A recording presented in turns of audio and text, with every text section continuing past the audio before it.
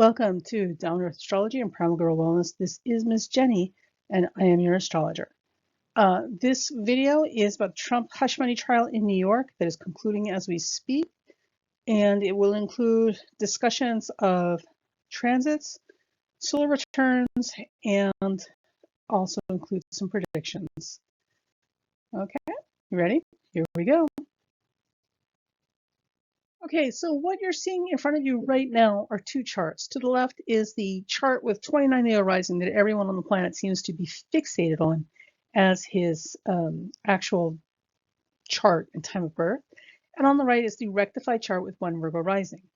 For those of you who are unfamiliar with how these things work, let's talk a little bit about why the ascendant and time of birth is important and what information it actually gives us. So the first thing is anybody who tells you that he is 29 Leo rising because the hair is full of crap.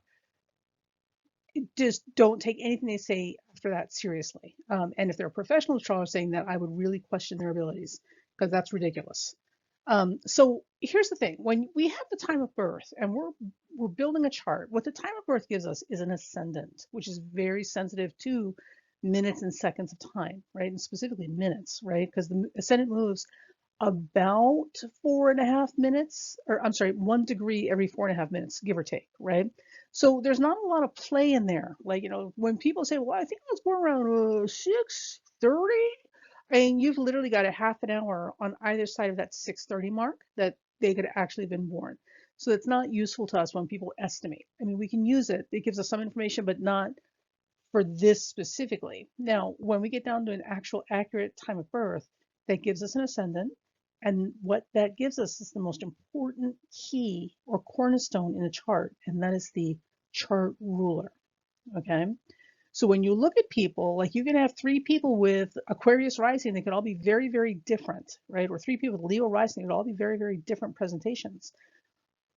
But if you look at their chart rulers, the chart ruler will tell you an awful lot about who you're dealing with, right? And the most important thing is the chart ruler is sensitive to transits and progressions and solar returns, all that sort of stuff, right? Because astrology at its best is built on foundations that are specific to timing, not what you look like. Oh, the hair, or what we think your commitment style is. Oh, you're clearly a Gemini. You can't possibly commit.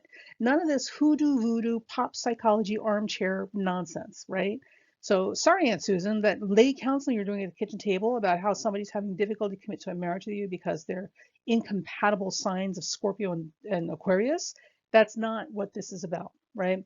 So the chart ruler will give us the timing. It will give us a lot more specific information, and that's why it is important that we understand what the actual time of birth is, especially in situations like this where it's so close to the cusp. 29 Leo is about to change signs. So in 4.5 minutes ish, maybe, right? Or less, right? The ascendant will change from Leo to Virgo, which gives us a very, very different chart ruler. The sun and Mercury are not the same planets. So in situations like this becomes very important. Now, with 29 Leo rising, the sun rules his chart, right? The sun is conjunct Uranus, and it's part of a full moon.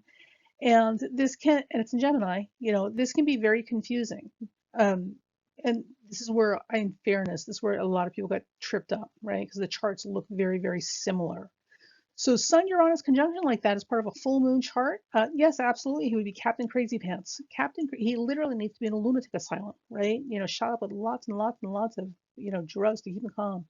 And also that Sun-Uranus opposed moon as a full moon configuration is going to make it compulsive. He's a compulsive talker. He can't not talk, right? And being abrasive and brash, all of those things are there with that Sun-Uranus conjunction as part of a full moon. With the sun ruling the chart, with that Sun-Uranus conjunction, what you would get is somebody who's, well, difficult to rein in at best, right? And so far, all of these things have played out. With Mercury rising, with Virgo rising and Mercury ruling the chart, we have Mercury in Cancer, which is different, right? Nobody thinks of Mercury in Cancer when we think of Trump, right? So Mercury rules the chart in Cancer, okay? And Mercury in Cancer tends to give people who take little bites out of people. They're very sideways. They're not direct confrontation people. And honestly, if you look at Trump and his behavior, he's not a direct confrontation person either. He skulks around behind you. He comes in at you sideways. He takes little swipes at you and tries to get other people to do his dirty work. He's not a direct confrontation person. Um, so there is that. But the other thing is that when we look at the charts, right? So this Mercury in his chart will square his Neptune in the second, and this is absolutely his whole identity. His whole identity is based on illusion, right? This illusion of being successful, this illusion of being a millionaire. This has been gone over to death, and it's not a new phenomenon. It's not like he just did this for the election. He's been like this his entire life. His entire life has been a sham operation that he has carefully curated and cultivated and maintained as best he can forever since Ivana, right? And by the way, in case you didn't know, Ivana is the reason, one, he was even remotely successful as he was, and two, why he's in bed with the Russians, right? So he was nothing when he met her. He was nothing. She literally helped him build his quote unquote empire. So he was literally hot garbage before he met her. He wasn't doing that as a real estate whatever, but he wasn't doing that well. And then he met Ivana. Ivana speaks fluent Russian. Ivana is extremely smart when it comes to business, right? And holds it down. She really holds it down. And also Trump's father, who is a dirtbag in the worst of ways, also had the hots for his daughter-in-law. So Ivana helped him build up the casinos, helped him network with the Russians to help build up the casinos. And every time the casinos got into trouble and they needed money, it wasn't because Fred loved Donald so much, because clearly he never did, right? Donald was the default son after his golden child committed suicide. It was more than likely Ivana that was instrumental in getting Donald the loans that he needed to bail him out over and over and over again. Because no parent in their right mind is going to keep bailing their child out after the first or second time. Not to the tune of millions of dollars that we're talking about with this one.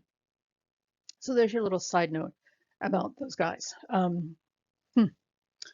Jeez Louise. Anyway, so fast forward to the future. So Mercury squaring Neptune is the core of his identity, which is literally appearance is an illusion. Appearance is an illusion. But how does this compare to a sun ruling the chart? Well, in the sun, the Leo rising chart with the sun ruling chart, the sun Uranus in conjunction and opposing that moon in Sagittarius suggests and shows us and this is 10th and 4th, right? This shows us somebody who's absolute cuckoo for Cocoa Puffs. And I say this with nothing but luck, because there are plenty of people out there running around that have born on the same day he was, that are carrying the same configuration and are not nearly as dangerous as he is. But also, too, he would have been more of a workaholic and also a lot more abrasive. So the thing about Trump that's not obvious, so we only get sound bites from the media, is that Trump appears to not be able to control his mouth, right? That Sun, Uranus, and Gemini, honesty at all costs. But the reality is he can and he does. He knows when to shut up, clearly, right? I mean, knew how to keep his mouth shut with Melania and all this sort of stuff. So there's that. There's that. And also, too, here's the important thing. Sagittarius, as a rule, doesn't hold grudges, right? Strong Sagittarius in a chart does not hold grudges. And it's not so much to live and let live as much as they just don't have time for it. Like, you're just not that important to them. Gotta go. Tomorrow is calling. Gemini is the same way. Gemini doesn't really hold grudges. They can be petty and spiteful, make no mistake about it, but they don't hold grudges because they just don't have time for that, right? Gemini likes to travel light. They're not carrying all that baggage around for the rest of their life. Okay, Taurus will hold a grudge. Cancer will hold a grudge. Gemini, Sagittarius, nah, they don't hold grudges, right? So with a Sun Uranus conjunction in Gemini and the Moon Sagittarius, he would not be the kind of person who holds a grudge, but we know he is, and he's completely upfront and open about it. Well, what sign did we just say holds grudges? Cancer. Cancer holds grudges. His Mercury in Cancer, the core of his identity, absolutely holds grudges. So there's that. There's a whole bunch of other things in here.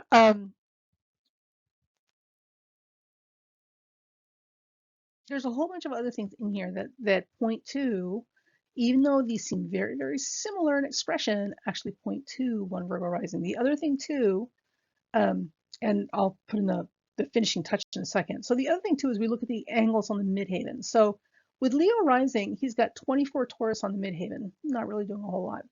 With 26 with Virgo rising, has 26 Taurus on the midheaven. So we're literally only looking at a difference of 2 degrees. It hasn't moved that much, but it makes a huge difference because in the Leo rising chart, he has Regalis, the fixed star Regalis rising on the ascendant.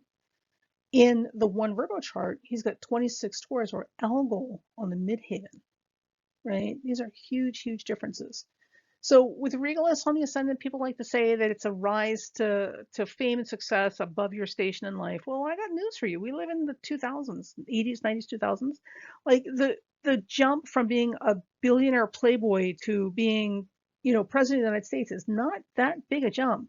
You guys might have forgotten this person. You might want to look him up. Is a, a little man with big ears from Texas by the name of Ross Perot, who was worth billions and ran for president. A lot of the people we have, think about this, it's not hard to look for this information.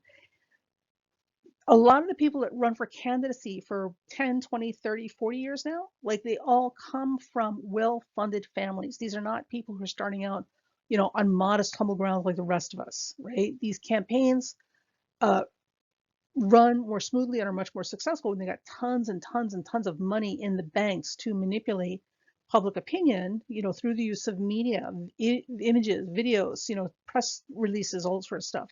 These things require experts and venues and money to fund these sources, to pay for these, right? These services and platforms.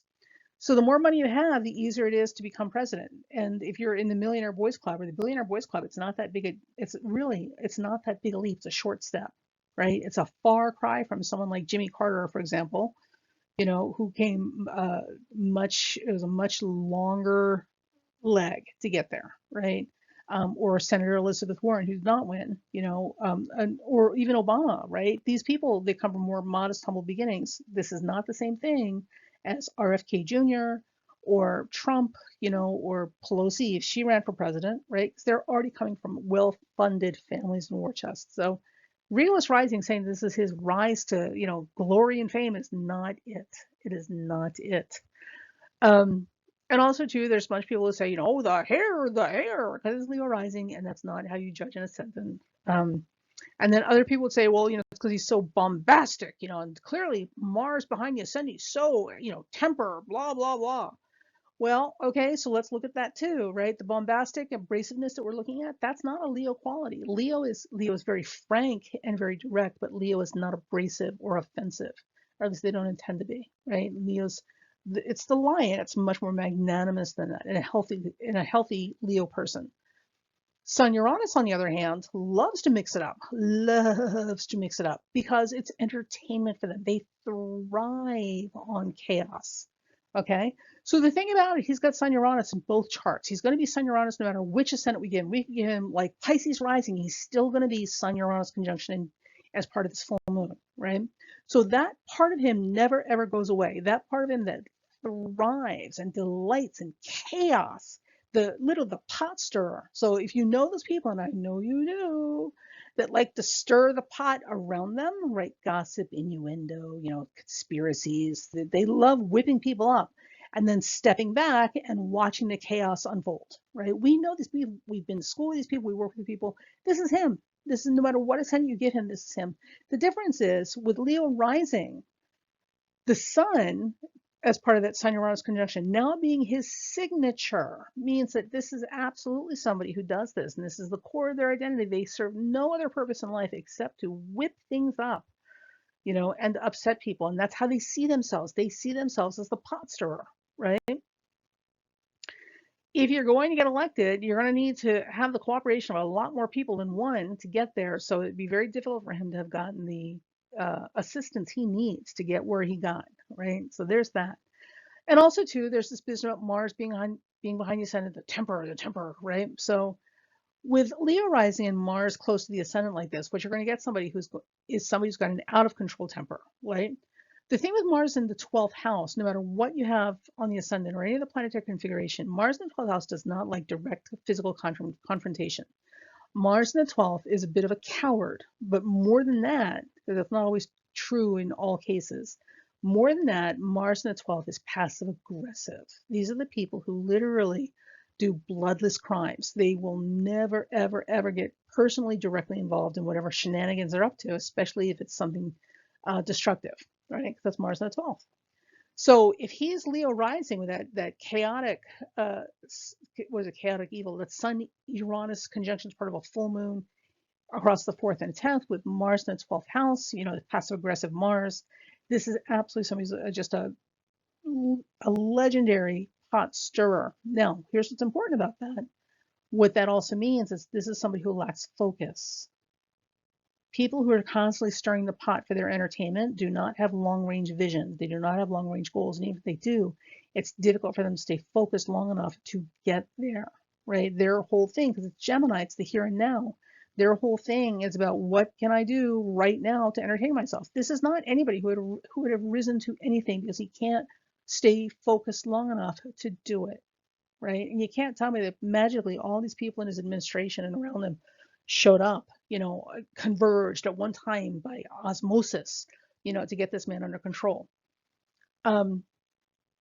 So there's that. Now, if we make this Virgo rising, now we've got a slightly different picture that it's going to look similar no matter what. And that's the challenge why everybody's gotten this confused, I'm sure. But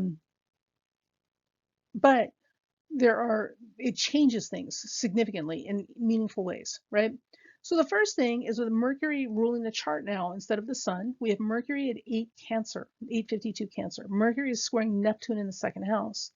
With Mercury in Cancer, you're going to get somebody that holds grudges, right? There's just, I mean, it does not appear to be his nature that Sun, Uranus, Moon and Sagittarius opposition. But the fact of the matter is that doesn't hold a grudge.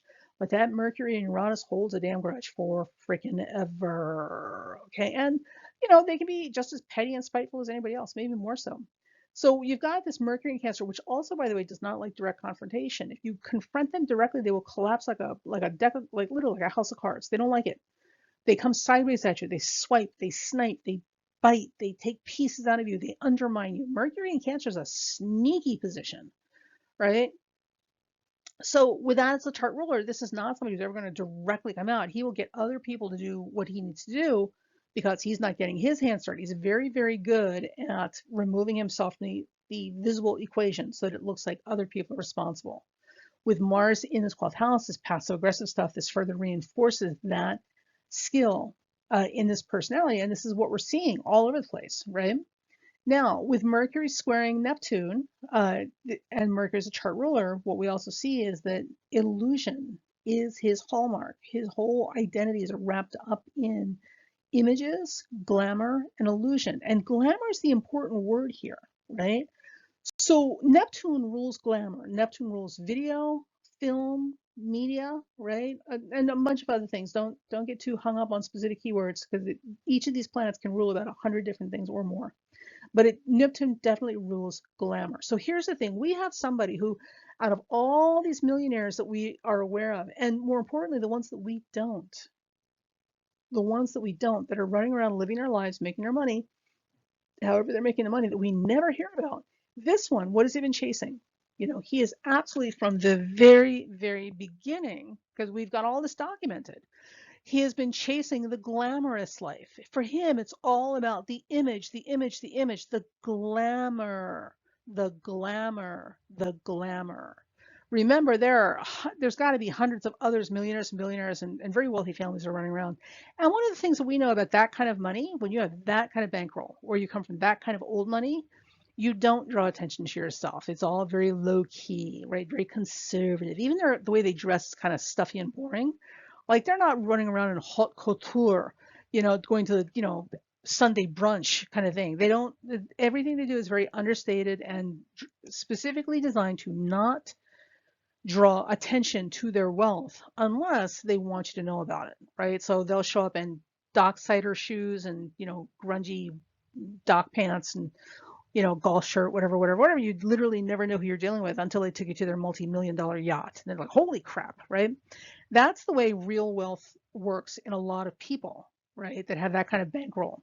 But this character, right, whether he was actually a millionaire or not ever in his life, the most important thing is that when you watch the trajectory of his lifeline, everything he's done has been in the pursuit of not money, but glamour and trying to maintain enough bankroll to maintain the glamorous life because he wants people to see him. He wants people to know him, right? Even got so far as getting involved in reality television because television is glamour, right? It's Neptune. So Mercury squaring Neptune in this situation makes all kinds of sense, right? Even though it's not as obvious as like Leo rising and everything we assume about Leo rising.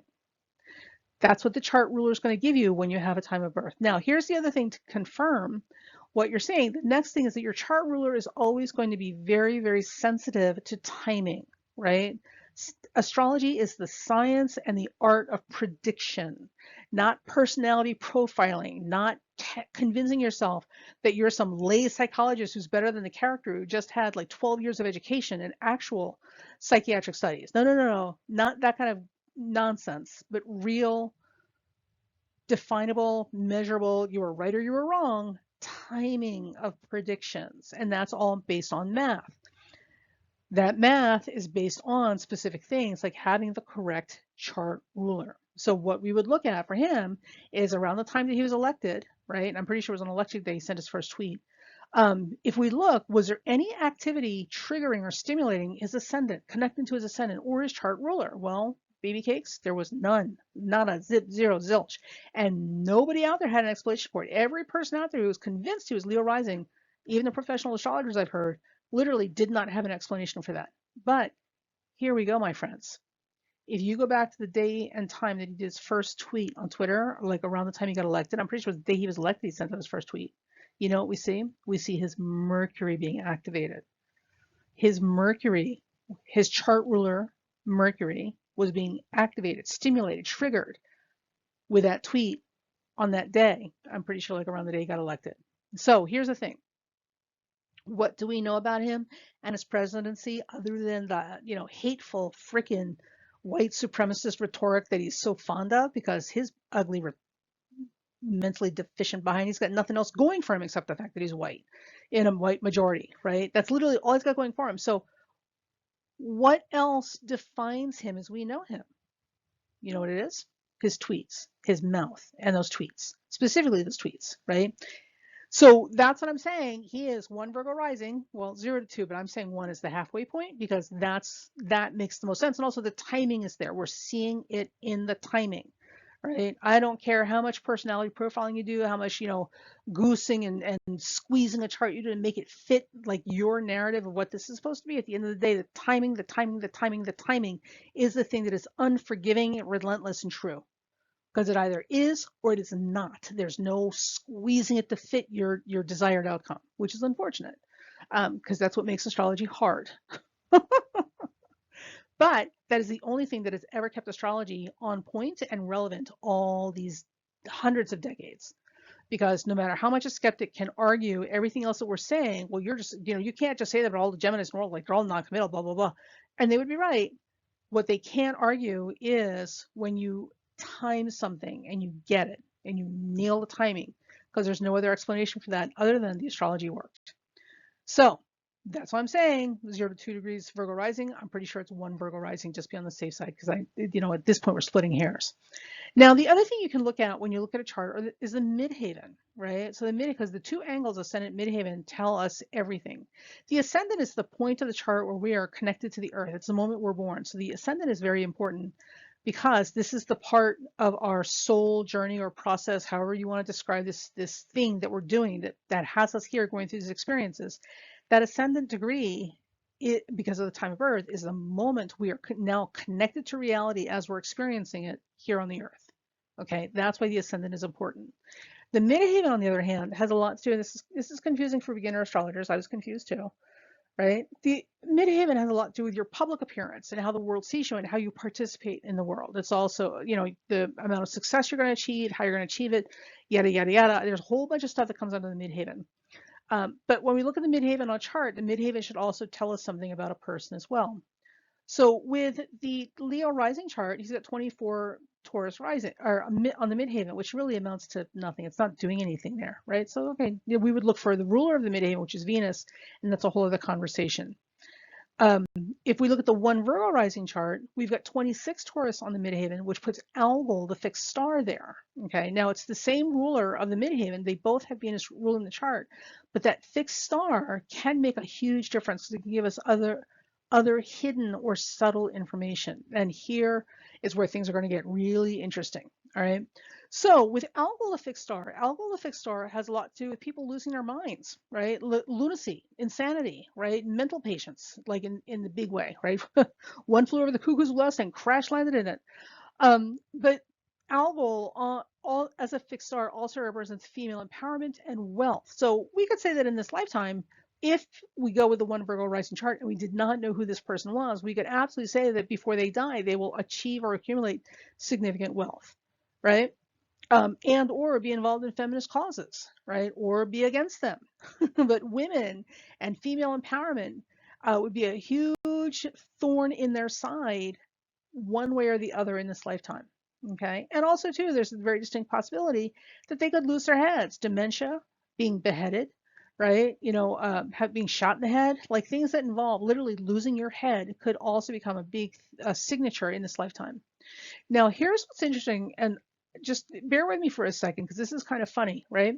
So, in rare occasion, it does happen, and there are certainly other signatures in a chart that would show this that I'm not going to get into in here, but this I thought was funny because it's in a very famous artist who also engaged in this type of relationship. The the Algol fixed star also suggests cuckolding, right? And that's the thing where the man is being cheated on, or his partners, female partners, having relations with other men, basically in front of him, and humiliating him with that. And he does nothing about it because, for whatever reason, this is his thing. So we're going to start this by saying, I don't see anything wrong with cuckolding. Listen, whatever your kink is, that's fine with me. Just keep it to yourself in your house. We don't need to know about it, right? As long as it doesn't involve children or animals, we're good. Um, but it's very, very specific. It absolutely has to do with infidelity in front of you with your full knowledge that this is happening. Now, one of the classic examples that we have for Algol and cuckolding is Marjorie Taylor Greene and her relationships. That woman is the queen of cuckolding.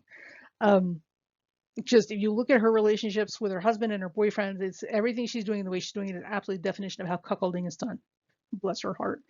Now you're probably wondering, like, what the hell this has to do with Donald J. Trump? Well, here's what this has to do with Donald J. Trump. So Melania, and this is no secret, like it's not hard to find the information. It's right there in the open. Melania apparently has been maintaining an apartment and playing house with her bodyguard or somebody for years in that apartment building that she shared with Donald. So while Donald was upstairs in the penthouse, living his life, as a air quotes married man, Melania apparently had a separate apartment on another floor, right, where she was living with her boyfriend and raising her son by Donald. And if you can't tell me they live in the same apartment building, everybody doesn't know what's going on, right? And of course, the whole thing about her hesitating to come back to DC when he won the presidency, yada, yada, yada, had a lot to do with the fact that she couldn't marry her boyfriend with her. So she was literally having to say goodbye to a long-standing relationship with her boyfriend because, that was the end of that. You weren't doing that out here in DC, not with everybody knowing. So Donald was a cuckold. Donald was a cuckold. So I thought that was interesting. And clearly he's got an issue with women who have authority, right? Women have authority in their life and over themselves. He's got a real problem with that. And just to go off topic here, and then we'll get to the next slide. Now, we would normally say, because it seems like the easy, obvious answer, that this is clearly an issue with his mother, right? He's clearly an issue with his mother, but that's not necessarily the case. His mother doted on him. Unfortunately, for the first few years of his life, she was down very, very sick. And pretty much incapacitated. So she was basically an absentee mother because she literally wasn't there, able to care for him. So he was left at the hands of his father, who's a sadistic dirtbag. And Donald was never the favorite son. The brother who committed suicide was the golden child. And when that child died, of course, then Fred took on Donald, because what did he have? Who else did he have to leave his legacy to, right? It's all about legacy for Fred. So there's that. And the other thing too, now, so that's just Melania. So we're saying, well, okay, well, that's just one relationship. That doesn't make him a cuckold. Well, there's some interesting things I just want to add for consideration with Mr. Trump. So if we go back to Ivana, and I'm not counting the gold digger between, right? Oof, that woman. But Ivana was the first wife, and when Donald met Ivana, he had nothing. He was a real estate agent who really wasn't doing very well. This is all documented. You don't have to argue with me. Go look it up. He wasn't doing very well. It was after he met Ivana that he actually started to become successful. And I would bet you good money that, because Ivana speaks fluent Russian, by the way, if you didn't know. I'm going to go out on a limb here and I'm going to tell you that he became successful after he met Ivana for a number of reasons. One, she speaks fluent Russian, so she was able to connect him or network him with the Russians, in and out of New York, right? So there's his Russian connection right there. And note that she also had direct access to him the entire time he was in the presidency as well, with private, unmonitored communications. So consider that. The other thing is that Ivana was the brains of the operation. Ivana was a smart, savvy businesswoman. She held it down. Like Donald couldn't, I don't know how that man ties his own shoelaces, but she basically um, took Donald and took over and ran his businesses. Now, there's a couple of articles she makes it a big deal about how, it's always, oh, Donald's genius, I was just blah, blah, blah. But remember, too, she's an Eastern European immigrant and a specific generation. And that generation, especially if you were outside of the United States, everything is about how this reflects on your husband. So you would never take credit for being smarter than your husband or running the business successfully for him. Never. You would always flip it back to him to make him look good to other people. Right. So there's that. And the other thing too is every time Donald got into financial trouble, his father bailed him out. Now, here's the thing, folks. Donald was not Fred's favorite son. Fred's favorite son killed himself. Right. Donald was the default option for leaving everything too, because he didn't have anything else to work with. And if this were my child and my child screwed up that fantabulously financially with his businesses the first time, I'd be really remiss to loan him money a second time, if I even loaned it to him the first time. Because if he's my child, I know who he is. But what we also know, or I'm going to tell you what we know, is that Fred was a scumbag and he was a dirty old man. So with Donald married to Ivana and Fred eyeballing Ivana every chance he got, Ivana could have easily wrapped Fred around her finger and convinced him to please loan Donnie the money so we don't starve.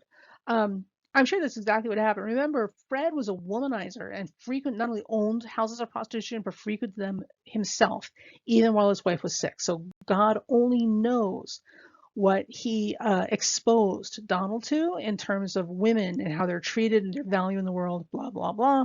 And if you look at some of the photographs with the three of them together, with Fred, Donald, and Ivana, like he's openly what is the word that I'm looking for?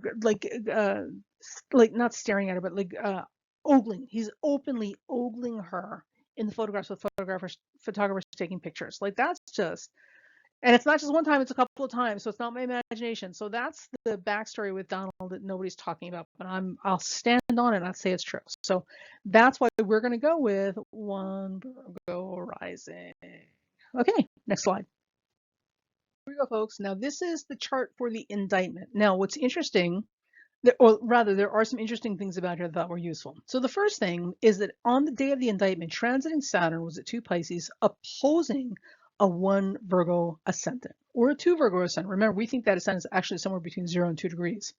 So transiting Saturn was coming across right there on the angle on the day the indictment came down. Now, when Saturn comes across your angles like this, it can be tricky. It can be tricky. So not everybody's going to go to jail on this day.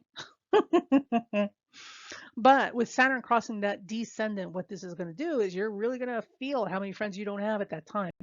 So Saturn clearly puts restrictions and inhibitions on this and really brings the hammer down, in terms of accountability, as other people feel like you should be held. So, and that's exactly what happened on March 30th with a criminal indictment.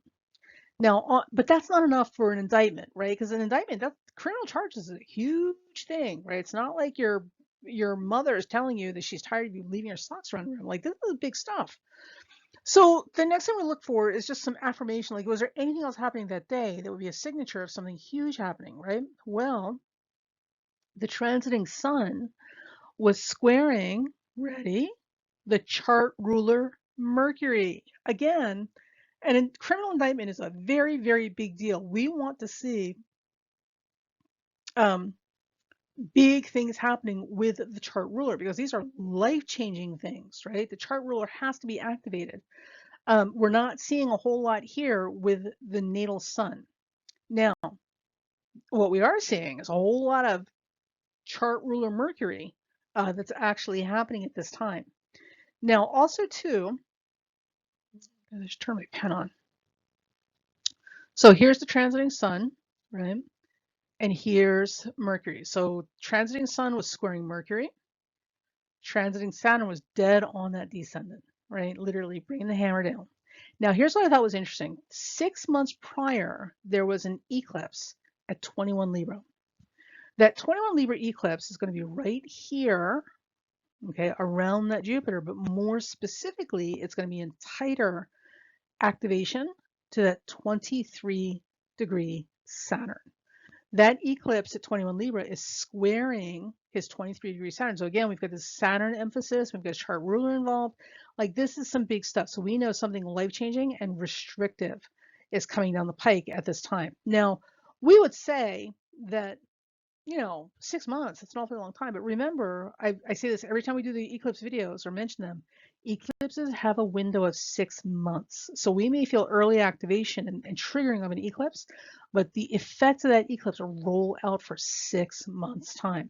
And when you think about it, a criminal indictment is not going to happen overnight. Nobody's going to wake up Tuesday morning and say, you know what, I think we're going to criminally indict this person. Yeah, let's just go ahead and file the charges right now. Like, it doesn't work like that. There's a long process involved in getting things through the judicial system to make them manifest on a docket, right? So 6 months would absolutely be plenty of time. And the other thing too is we don't know what happened in this 6 months prior to the indictment that would represent the process of this thing rolling along and getting approvals wherever it needs to do. So I thought that was interesting. Now, when was this eclipse actually activated? When it occurred? Well, the eclipse at 5 Libra was March 25th, or I'm sorry, we've got a second eclipse. Sorry about that. We have a second eclipse at 5 Libra on March 25th, 2024. That's 5 days before this March 30th indictment. Okay, and this eclipse was activated instantly because Neptune was in its antecedent. So it is entirely possible whatever started the ball rolling 6 months ago with this eclipse that literally is a game changer for him because it's squaring that Saturn in the 11th house. 11th house is groups, associations, and friends. So whoever he thought he could count on in terms of allies and support, out the freaking window, right? Well, you really find out who your friends are then. That would have happened back here in 2023. In 2024, right about 5 days before this indictment, is when this eclipse hit and got instantly activated. This eclipse is at 5 Libra. Well, looky here. You know what's here at 5 Libra? Exactly 5 Libra. That's right, my friends. Neptune. Neptune also, again, is part of the square to his chart ruler. So 5 days or so before this March 5th indictment, there should have been activity. There should have been meaningful activity that involved coming to this point where we had a March 30th indictment. And this exact conjunction of this eclipse to his Neptune, as it involves his chart ruler, makes this all more meaningful and life-changing. This is the solar return for Trump 2022 to 2023. The indictments occurred in March of 2023 before his next birthday. So this is why we're using this chart. Now, for those of you who don't know what a solar return is, a solar return is a snapshot of your birth chart when the sun returns to its original natal position by degree and minute, okay? And looking at the transits of the day, and it becomes a snapshot of your year ahead. So solar returns are not easy to do. They're very time consuming, but they are a form of predictive astrology. So, them being difficult goes with the territory. So for this, because his birthday is in June, right? The June 2023 solar return would have occurred after the indictments rolled through. So we're going to use the year before, which would capture the indictments in the solar return, if that makes sense to you guys, right? Now, in the 2022 solar return, which covers the period of time before his next birthday and after the indictment came down, I want you guys to see this. This is so fascinating. Look at this. Right here, because the solar return is on the outside. The sun here and the moon here, we literally have a repeat of his birth chart. So this is the solar return planets for the solar return that involves the year the indictment comes down, right? Look at this. Look at this. Isn't that freaking amazing? And now it's wide. I wouldn't necessarily use it. You might use it. I'm not necessarily going to use it, but if you wanted to, you could also say that Neptune, can you see that? Use darker ink. That Neptune is involved in this full moon, making it a T-square. Now, there are some people who would use a wider orb because it is the full moon. The lights, the sun and the moon definitely get bigger orbs to work with. And the Neptune is at 25, so that's going to put it at about 10-ish degrees. That's really out there. So we could theoretically use Neptune as part of a T-square with this full moon for the solar return, or not. I mean, personal affects apply. But I thought it was brilliant that what we're looking at is literally a repeat of his birth chart, right, in the year that he got indicted. So this indictment, and this is what I'm saying, and that's why I'm saying it. So this indictment is huge, huge. So criminal charges coming down in this particular part of life under this solar return are life-changing, life-changing. So with that said, okay, so with that said, I just want to point something out here because that's interesting as well. So the solar return Mercury is here. Change colors so you can see what we're doing. And it is squaring his natal ascendant. Okay. So with that said, at the same time, Jupiter, solar return Jupiter, which is here, is moving into a square with his natal Mercury. Right? So in both of these conditions, we have Mercury as the key. There we go. We have Mercury being very strong and active, and that's the key in this formula. And what does Mercury rule in his chart? Well, surprise!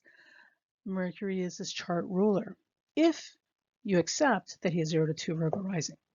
What we're not seeing is heavy activation to that sun, which would need to be there for something like this, right?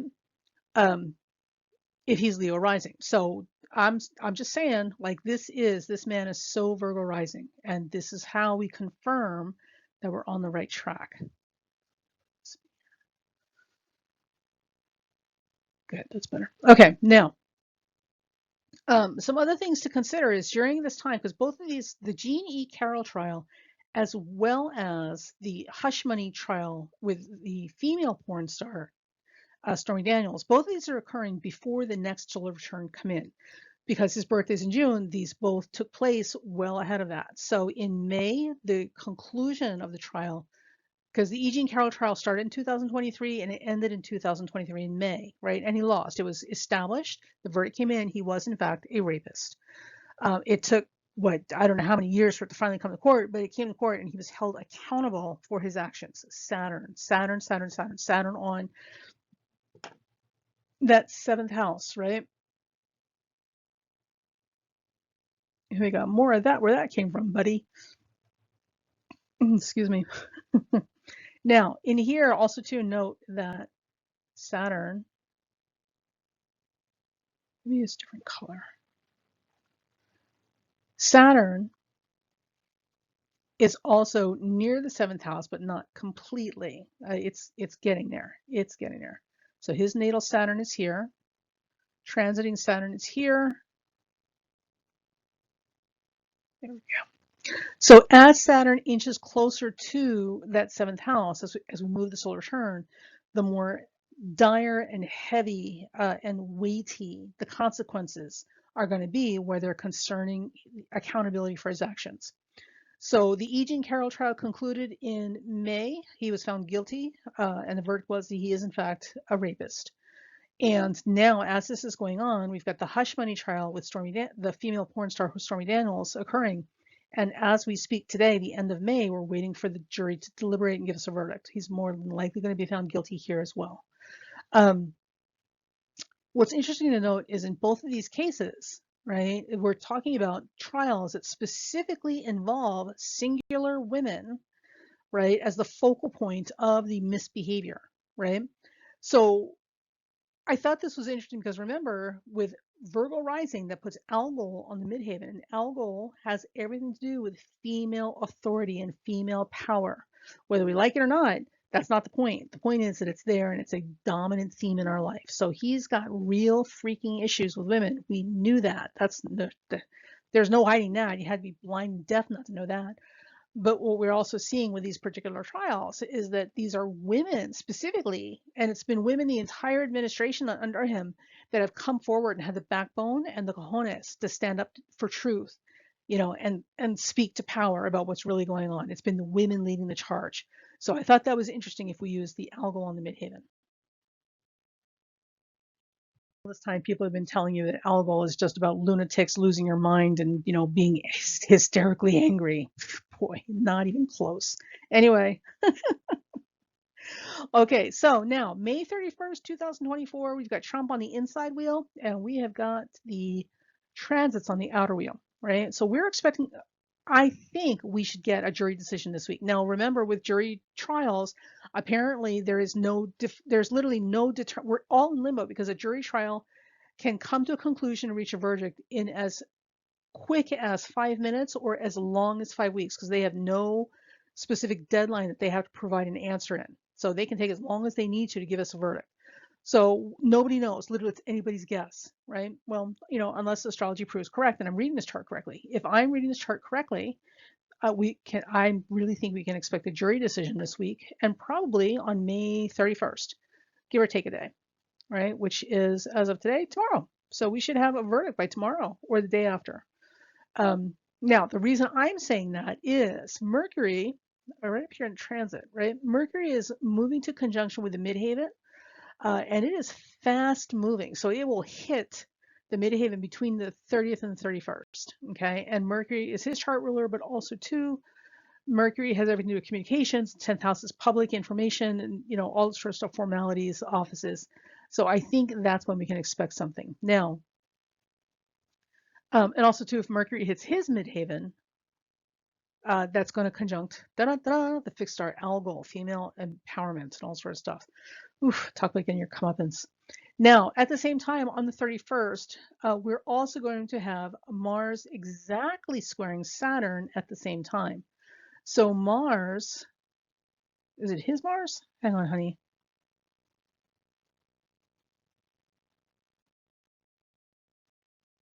So it's transiting Mars, squaring his natal Saturn. It's right here.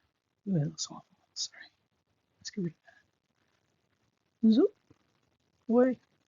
Let's use this one. So transiting Mars, right, and Chiron, but mostly transiting Mars, is absolutely going to square that Saturn. Now, Venus and Saturn are very close together. So transiting Mars and Chiron is absolutely activating Venus and Saturn together. But we're specifically looking at the themes or the energies of a Saturn-Mars square or Mars-Saturn square. So transiting Mars exactly squaring his Saturn on May 31st, 2024 typically indicates a time when you're going to get hit with something that's deeply painful for you, right? It's literally the equivalent of somebody sticking a hot poker in an open wound kind of thing.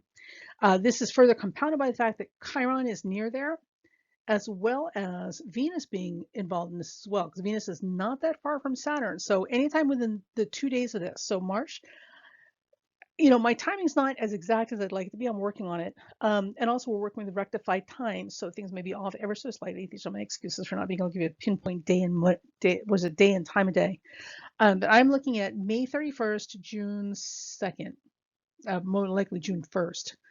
We should actually get a verdict from the jury, which is actually pretty swift, but not nearly as long as 5 weeks. I could be wrong, but we'll see. So my expectation, in spite of the fact that juries can take up to 5 weeks to deliberate and come to a verdict, I think we're only going to have to wait until the 31st or June 1st. I mean, he's going to be guilty. We know that. But at this point, it's just a matter of when the verdict comes in and what penalties are actually going to be used for him.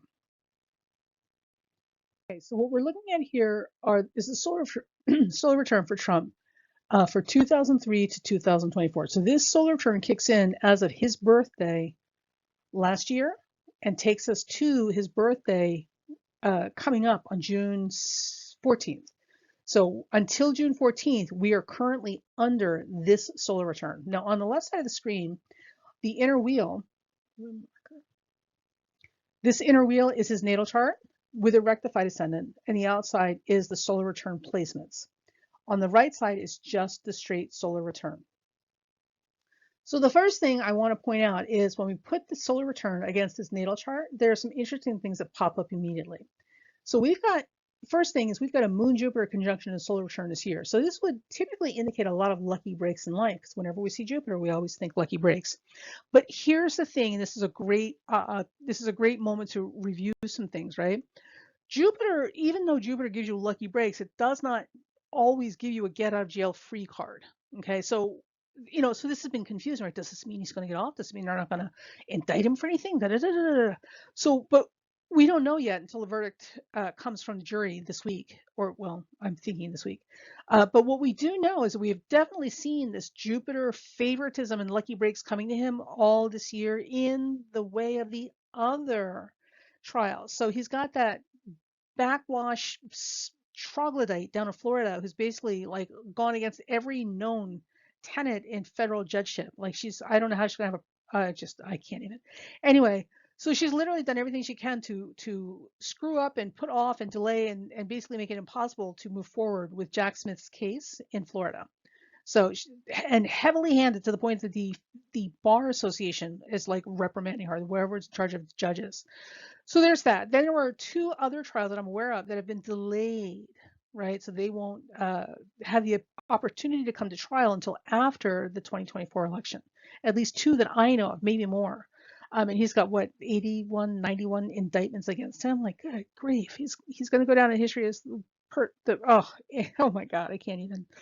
This country. Anyway, so that right there, all of this assistance in the flagrant abuse of the law that we have seen, right, and this absolute heavy-handed manipulation of court dates and this, that, and the other thing to delay and obstruct this stuff coming to trial has absolutely been Jupiter. This has definitely been a lucky break and a favor in his favor. So that is where we're seeing this heavy Moon-Jupiter conjunction playing out from his solar return. So the solar return is accurate. We're seeing that, okay? But my friends, here's what I'm saying about Jupiter not always being the get out of jail free card. With this Moon-Jupiter square or conjunction, what it's simultaneously doing is it is squaring Venus and Mars involving his Pluto. Pluto, my friend. Right? So in the straight solar return, we see it here. When we set it across the nails, we're seeing it here. So with the Moon Jupiter in his solar return by itself, the Moon Jupiter squaring Venus Mars is coming out of the 1st and the 5th. So he's got some dirt, I'm sure, on somebody in terms of their little indelicate cough, cough, cough situations. In flagrante delicto. So he's got some dirt on somebody somewhere. People owe him favors. People owe him favors, which, nobody's surprised by because that's his whole MO, right? His whole modus operandi in life. Now, here's what's interesting. If we overlay this on the natal chart, though, right? His Pluto is in his 12th house. His Pluto rules that 4th house. That Moon Jupiter squares Pluto with that Venus Mars sitting on top of it. So what this suggests to me, and I could be wrong, we don't know because we don't have enough information, but what that suggests to me is that a lot of relationships, long-standing relationships in his life are about to rupture in a huge way because it's Pluto, right? Venus and Mars with Pluto and it's Moon Jupiter squaring it. The other thing is that 4th house involvement, this could absolutely have to do with legacy and family business dealings as well as real estate. So 4th house we know is real estate, but this with Pluto in 12th house, this is some shady stuff going on back here. So this could absolutely have to do with long-standing relationships that reach much further back than just him. But again, we don't know because we don't have that information, and certainly with the 12th house are not about to tell us, right? But the one thing we do know is relationships are rupturing as we speak. So this could also suggest partially, right? Well, I hate to say it, this could partially suggest and involve his kids, right? Relationships rupturing with his kids. Now, When we go to the solar return, the other thing that I thought was noteworthy, right, is the Sun and the Neptune are in square aspect with each other across the angles. So, and nobody ever likes Neptune. Neptune's always problematic as far as everybody else is concerned. I like Neptune, but that's my personal bias. In this particular case, the Sun is in the third house, Neptune's on the ascendant. There is the possibility, especially given his age, right? Always take astrology charts in the context of the person in front of you, okay? So what might seem like a grand leap upward in the social ladder, like a huge achievement for one person, maybe becoming, the manager of a McDonald's, right? And but for somebody else, this is nothing, right? Like, oh, really? So in the context of a person's life, that may very well be a huge leap in status given where they've come from and the families and environments they were born in. That may very well be as the equivalent of becoming president, given their circumstances, right? So always look at charts in the context of the person. With given his age and the obvious cognitive decline that is occurring, right? Like it's not like it's nobody can see it. And his age, for God's sakes, the man has never taken care of himself. He does not eat well. He clearly doesn't exercise. There's nothing in this man's daily lifestyle or routines that contributes to a healthy functioning brain, right? Even with just nutrition alone, we can see there's not a lot there to support a healthy brain at 80 something. Okay, so that in combination with the fact that he is 80 something suggests and absolutely gives us good cause to believe that the cognitive decline is real and substantial. With the Sun and Neptune square like this across the angle, Sun being in the third house, Neptune being in the fourth or the first, to me this suggests one, dementia, right? Like literally slipping gears, slipping in and out of reality like dementia patients do, is absolutely a possibility and a consideration. Also, too, with a Sun Neptune square like this, because Neptune rules bacteria and viruses. So it's entirely possible that he's going to have some type of brain disease, some type of brain disease or infection that is absolutely going to affect and impair his ability to think clearly. And this with Moon Jupiter squaring Venus Mars. Mars rules inflammation. Jupiter makes things swell. Moon is the fluids, and this is coming out the 1st and the 5th. It's entirely possible that he's going to have some type of brain disease, brain inflammation before this is over that is contributing to this. So it may start as something bacterial, because I'm pretty sure Neptune rules bacteria and Pluto rules viruses. I have to double check, but I'm pretty sure that's what it is. So he may have some type of bacterial infection that affects his cognitive abilities before this year is over. And remember, this chart goes until his birthday this summer in June. And also, things that we see in a chart are not necessarily suddenly arriving when we see them in a chart. They are coming to consciousness. So things don't suddenly erupt into existence overnight. Typically, these things have had time to build and seed themselves and take root, and they blossom when we see them in the charts.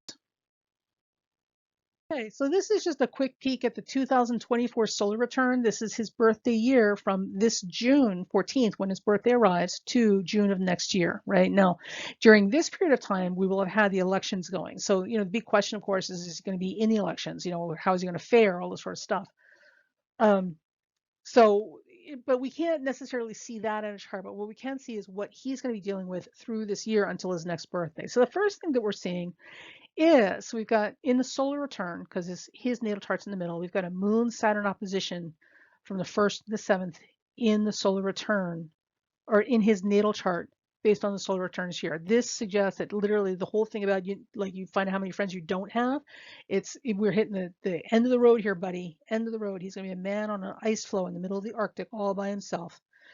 So isolation, as well as health issues, because it's Virgo Pisces. And again, bacteria, I think this is going to be a bacterial infection, right? Health issues, bacterial infections, and loneliness and isolation and not being received by other people.